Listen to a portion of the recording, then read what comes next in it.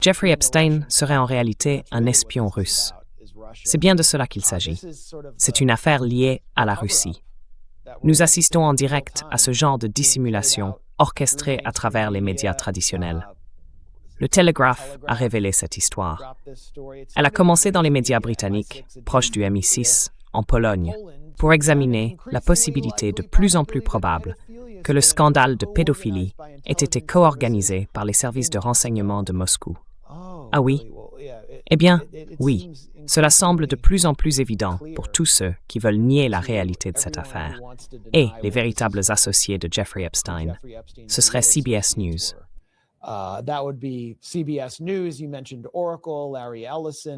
Tu as mentionné Oracle, Larry Ellison, son fils David Ellison chez Paramount, qui rachèterait CBS pour Barry Weiss, dont il a acheté le média Free Press. Barry Weiss, la fanatique sioniste autoproclamée, dont la vie est consacrée à la promotion d'Israël, est en gros aussi lié à la mafia de Palantir et PayPal. Je veux dire, Joe Lonsdale aide pratiquement à diriger sa fausse université à Austin. Elle est l'agent de relations publiques de Mark Andreessen. Elle invite tous ses proches d'Epstein sur son nouveau réseau. Elle a même essayé de faire débattre Alan Dershowitz sur la violence armée avec Dana Loesch. Franchement, qui a envie d'entendre ça? Et maintenant, CBS présente au public américain l'idée que c'est en réalité la Russie qui est derrière Jeffrey Epstein. La Pologne déclare qu'elle examine d'éventuels liens entre le délinquant sexuel Jeffrey Epstein et les services de renseignement russes. L'annonce est intervenue après que le ministère américain de la Justice a publié la semaine dernière plusieurs millions de nouveaux dossiers liés à l'enquête fédérale sur Epstein.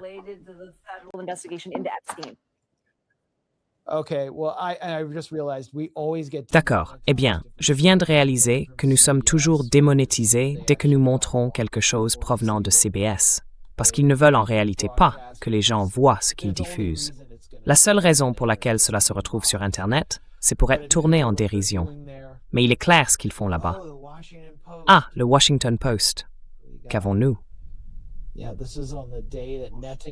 Oui, c'est le jour où Netanyahou nie qu'Israël ait quoi que ce soit à voir avec Jeffrey Epstein. Epstein a noué des liens avec des Russes et a cherché à rencontrer Poutine, selon des documents.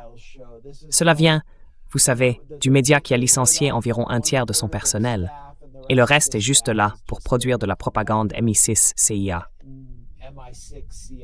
J'imagine que c'est pour ça qu'ils n'ont pas viré leur rédacteur en chef de la désinformation numérique, Joseph Mann.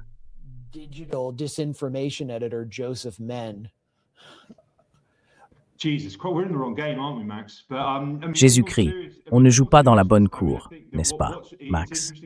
Mais sérieusement, je trouve intéressant que tout cela ait commencé en Grande-Bretagne et qu'un certain nombre de journaux britanniques, comme le Daily Mail, parmi les pires au monde, ce qui n'est pas peu dire, s'en soient vraiment emparés. C'était assez impressionnant de voir les médias grand public s'y engouffrer. Et ensuite, le chef du parti d'opposition, les libéraux-démocrates, a déclaré ouvertement au Parlement « Eh bien, vous savez, Epstein était clairement lié à la Russie. »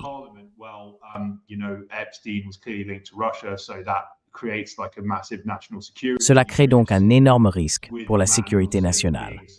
Avec Mandelson aussi proche de lui, je veux dire, peut-être qu'il a été compromis par les Russes. Enfin, c'est complètement absurde. Et j'ajouterais que Mandelson, à un moment donné, proposait d'aider Epstein à obtenir un visa russe. C'est assez étrange, un soi-disant espion qui ne peut pas obtenir de visa pour la Russie. Et il y a un autre point que tu as soulevé ici aussi, à savoir qu'ils n'ont pas pu obtenir le visa et qu'ils le conseillaient sur la manière d'aborder Poutine et que Poutine ne voulait pas lui parler. Oui, eh bien, il a continué à essayer de rencontrer Poutine et c'est l'une des raisons pour lesquelles il apparaît si souvent dans le document.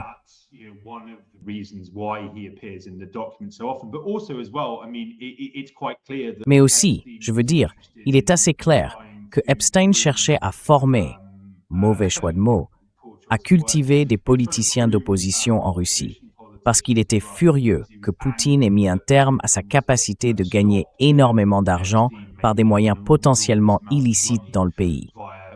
Donc oui, c'est complètement et totalement grotesque.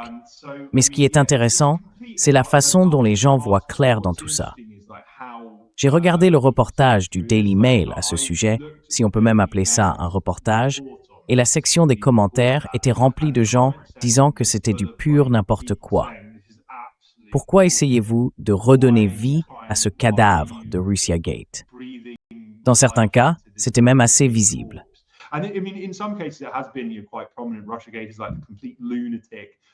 Russiagate, c'est un peu comme le complètement cinglé Peter Jukes, qui dirige cette publication très étrange, le Byline Times, et qui affirme que Poutine est partout dans les emails, qu'il aurait été un contact clé d'Epstein. Ce n'est pas vrai. Epstein lui-même, comme je l'ai mentionné, était en contact avec des personnes liées au MI6, avec des personnes liées au Mossad. Il était bien sûr très proche d'Ehud Barak, qui, je le précise, a lancé, cela est passé un peu inaperçu, une entreprise qui vend de la technologie de reconnaissance faciale. Mais ils ont aussi créé une technologie capable de pirater des caméras de vidéosurveillance en temps réel et de remplacer les images. Donc, on peut se demander pourquoi Barak serait si intéressé par une telle ressource.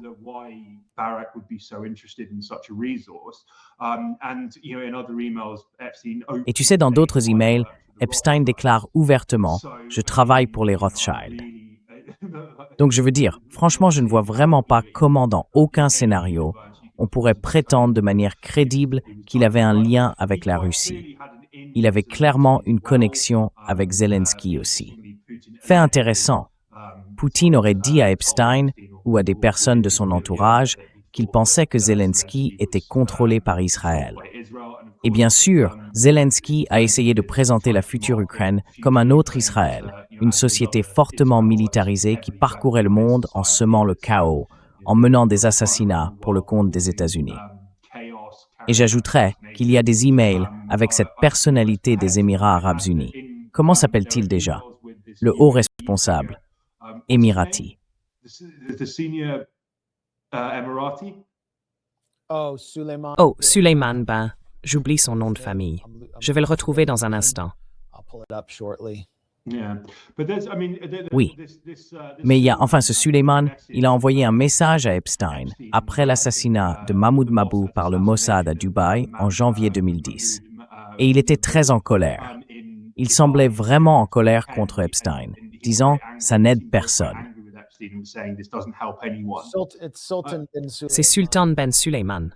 Et il dit qu'il part goûter à une russe fraîche, 100% féminine, sur son yacht, comme il l'écrit dans un email adressé à Jeffrey Epstein.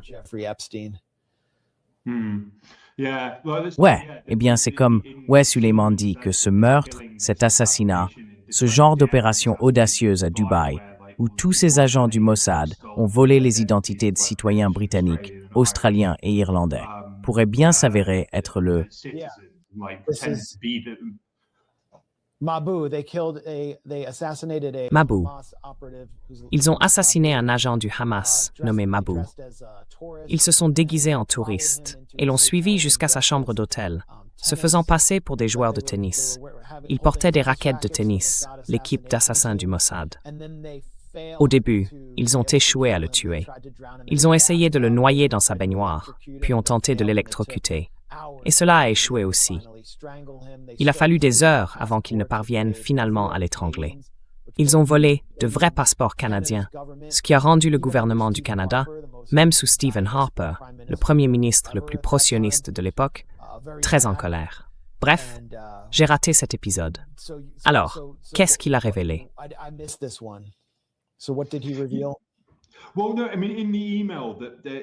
Eh bien, je veux dire, dans l'email, Suleiman envoie ce message à Epstein après le meurtre, disant qu'il a un compte à régler avec lui à ce sujet et que cela n'aide personne. Il demande « Pourquoi le Mossad a-t-il fait ça ?» Il est donc clairement perçu comme un intermédiaire entre le Mossad et les Émirats arabes unis. Je veux dire, Israël et les Émirats entretiennent des relations très étroites. C'était une action d'une audace spectaculaire qui a énormément irrité les gouvernements de plusieurs pays européens et de l'Australie, où ils ont volé des identités et fabriqué de faux passeports sous ces noms. Et donc, oui, la relation d'Epstein avec le Mossad est assez claire d'après les emails.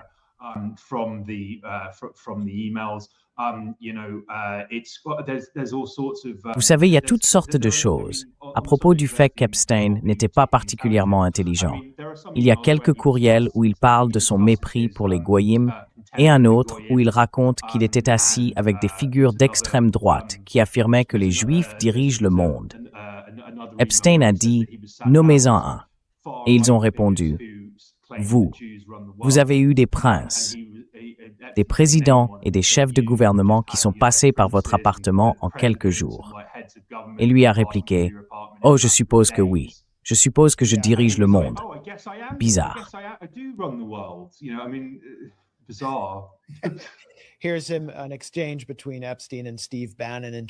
Voici un échange entre Epstein et Steve Bannon en 2018. Bannon dit « Toutes les routes mènent à Pékin » et Jeffrey Epstein rétorque « Ou à Tel Aviv », ce qui a inspiré le titre de ce direct. La fondation d'Epstein a fait des dons, pas énormes mais substantiels, à des institutions pro-israéliennes et israéliennes, notamment Friends of the IDF, qui fournit du matériel aux forces d'apartheid israéliennes, le Jewish National Fund, qui vole des terres aux Palestiniens, et la Hillel Foundation.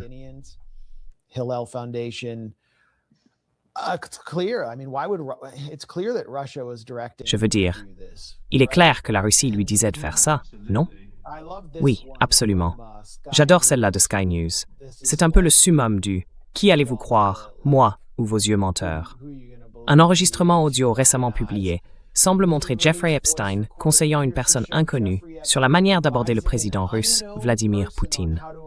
Toute apparition dans les dossiers Epstein n'implique aucun acte répréhensible. Au fait, je me suis trompé à propos de Mandelson qui aurait été conseillé. Alors, qui est cette personne inconnue? Il ne montre aucune photo de cette personne.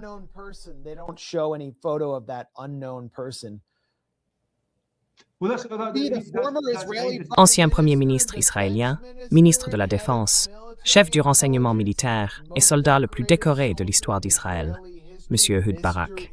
Oui, pourquoi ne pas nous en parler?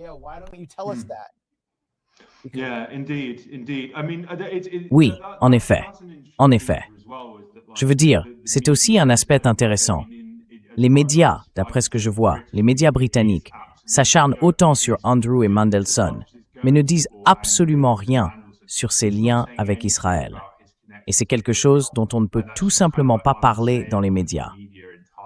Je veux dire, vous savez qu'il y a quelque chose de plus sinistre derrière le fait de blâmer la Russie, ou que ce soit simplement une sorte de bouc émissaire habituel qui permet aux médias d'éviter de parler de ses liens avec Israël. Je n'en sais rien.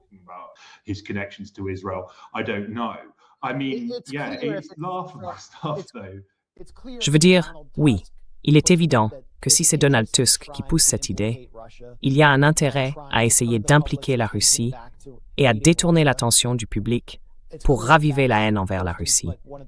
C'est clairement l'un des principaux objectifs ici. Mais il y a aussi un effort manifeste pour détourner l'attention de l'évidence, à savoir qu'il s'est entouré de personnalités pro-israéliennes et israéliennes. Il a accueilli l'actuel président d'Israël, Isaac Herzog, sur l'île d'Epstein en 2014.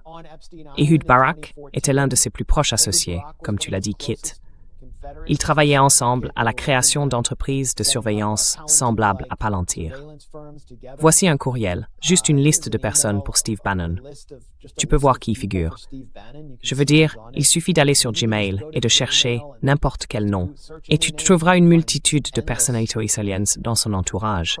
T.L. Hoffman, Sulzberger, l'éditeur du New York Times, Mandelson, Barak.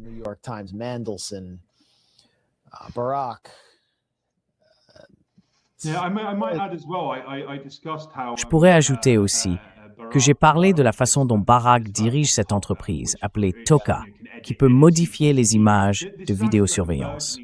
C'est en fait une industrie artisanale en plein essor en Israël en ce moment. Il y a beaucoup d'attention portée aux technologies de création et de montage vidéo alimentées par l'IA. En général, Ces entreprises sont dirigées par des personnes issues de l'unité 8200 ou des unités cybernétiques des forces d'occupation. Et vous savez, il faut se demander pourquoi ils s'intéressent autant à la modification d'images en temps réel. Est-ce parce que le recours à l'IA élimine le genre d'éléments humains gênants inhérents aux anciens pièges à miel des agences de renseignement? Et vous savez, est-ce que cela résout le problème de devoir avoir une personne réelle pour superviser ce genre d'opération et des cibles prêtes à mordre à l'hameçon, afin de pouvoir simplement créer de faux matériaux de chantage? Je veux dire, la CIA a déjà fabriqué de fausses vidéos compromettantes de dirigeants étrangers qu'elle n'aimait pas. Ce n'est pas si difficile à imaginer.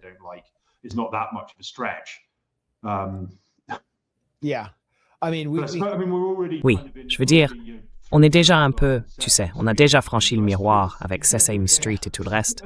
Donc je suppose que tout est permis. C'était vraiment une exploration en profondeur. L'un des points essentiels à retenir, c'est le lien avec Israël, le lien pro-israélien, qu'on ne peut pas assez souligner.